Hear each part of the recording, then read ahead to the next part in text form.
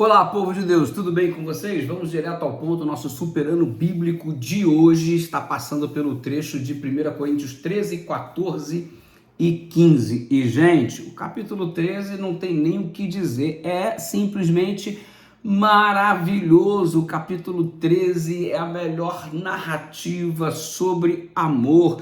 Ainda que eu falasse a língua dos homens e dos anjos, se não tivesse amor, seria como o metal que soa, como o sino que tinha. Ainda que eu tivesse o dom de profecia, conhecesse todos os mistérios e toda a ciência, ainda que eu tivesse toda a fé de maneira que transportasse os montes, se não tivesse amor, não seria nada. Em resumo, você pode fazer todas as boas coisas da vida, mas se a sua atitude não for permeada por amor, então, por melhor que seja a sua atitude, ela perde o valor.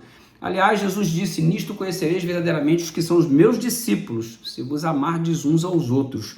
Então, o amor é o que traz verdadeira motivação para todas as coisas da vida. Você cuida da sua esposa porque você ama, cuida dos seus filhos porque você ama, quer dar segurança para o seu cônjuge, para os seus filhos porque você ama. Você se responsabiliza porque você ama, você conhece porque você ama e você ama cada vez mais à medida que aprofunda mais no conhecimento. Enfim, o amor é a mola propulsora da vida. Quem não descobre o amor não descobriu o sentido da vida. Ah, pastor, o que é o amor? Aquele que não ama não conhece a Deus, porque Deus é amor. E nós estamos vivendo num mundo hoje que a vibe está muito esquisita, sabe por quê?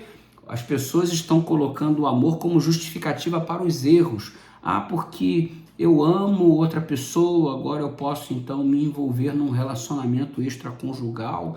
E o amor justifica o pecado. Deus tem que entender porque eu amo uma outra pessoa do mesmo sexo. Consequentemente, Deus tem que entender e aceitar. Eu sei que ele pediu ao contrário nas escrituras, mas ele tem que entender que o amor supera todas as coisas.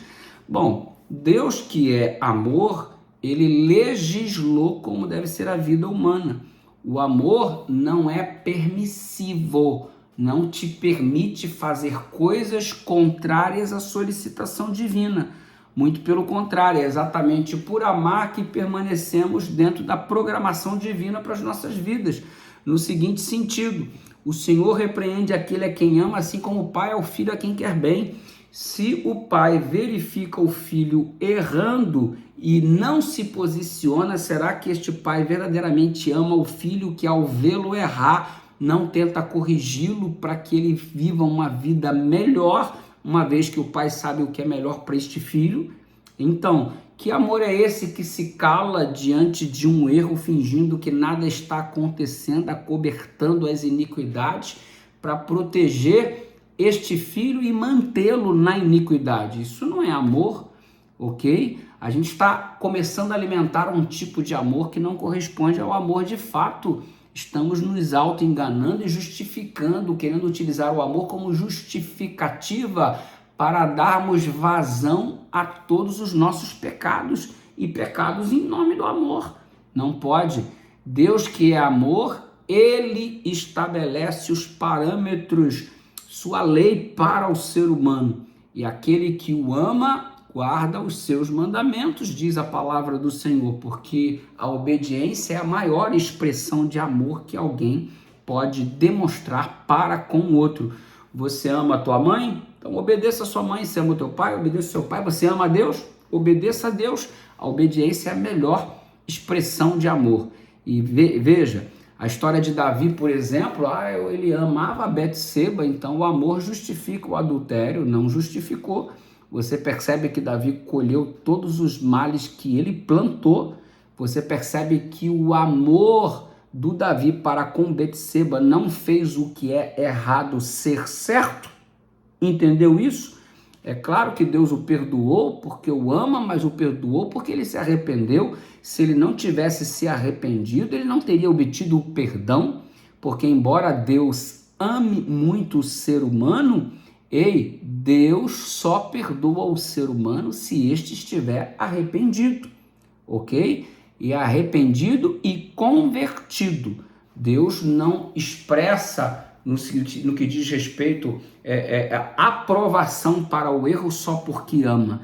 O fato de Deus nos amar continua fazendo o que é errado sendo errado e o que é certo continua sendo certo. E a gente precisa parar de misturar as coisas e entender de verdade o que é o amor de Deus, ok? Tem muita gente que confunde essas coisas e estão fazendo tudo em nome do amor. Não, eu roubei porque eu amo, eu matei porque eu amo, eu adulterei porque eu amo a outra pessoa agora, e por aí vai, como se o amor pudesse validar o erro como se fosse certo. Isso não é verdade. Então você percebe a descrição do amor em 1 Coríntios 3, simplesmente fantástica. Olha o que diz: o amor não folga com a injustiça, ok? O amor não se porta com indecência, não busca seus próprios interesses, não se irrita. Então você percebe, o amor ele é benigno, não é invejoso, não trata o outro com leviandade, não se ensoberbece. Ou seja, você identifica fatalmente aqui se você ama ou não, porque afinal de contas, pelos seus frutos conhecereis, ok? Existem pessoas falsas que podem demonstrar frutos falsos, mas é impossível uma pessoa que ama de verdade não demonstrar tais frutos, ok? Existem aqueles que são fingidos, mas é impossível alguém que ama de verdade deixar de exibir os frutos. Você percebe aqui que agora, pois, permanecem a fé, a esperança e o amor, e o maior destes é o amor. E tem muita gente que diz por aí que o falar em línguas estranhas é a prova de que somos batizados pelo Espírito Santo. Ei, falar em línguas nem Jesus falou. Jesus não falou em outras línguas, percebe? Então Jesus não teria o Espírito Santo. E outra coisa, se falar em outras línguas é prova de que há o Espírito Santo na vida de um indivíduo, e como que fica o maior de todos os dons, que é o amor? Ou seja, os discípulos são conhecidos não por falar em línguas, eles são conhecidos por amarem. Então prestemos bem atenção nisso daí, para a gente não ficar declarando coisas que a Bíblia de fato não diz, tá bom? Chegamos ao capítulo 14 e você percebe que, inclusive sobre línguas desconhecidas, que Paulo no verso 2 diz assim: porque o que fala em língua desconhecida não fala a homens, senão a Deus, porque ninguém entende, só Deus que deve estar entendendo o que ele está falando, né? E aí fica falando em mistério como se isso edificasse. O que profetiza fala a homens para edificação, exaltação e consolação, mas o que fala em língua desconhecida edifica a si mesmo. Então você não vai para a igreja para você edificar a si mesmo, você vai para a igreja para edificar outras pessoas, mas o que profetiza edifica a igreja. Se você assume o púlpito para falar em línguas que as pessoas não entendem, qual é a edificação que existe para a igreja? Você está ali só num processo de exibição própria e particular, ok? No verso 6, Paulo diz assim: se eu for ter convosco falando em línguas, o que isso aproveitaria?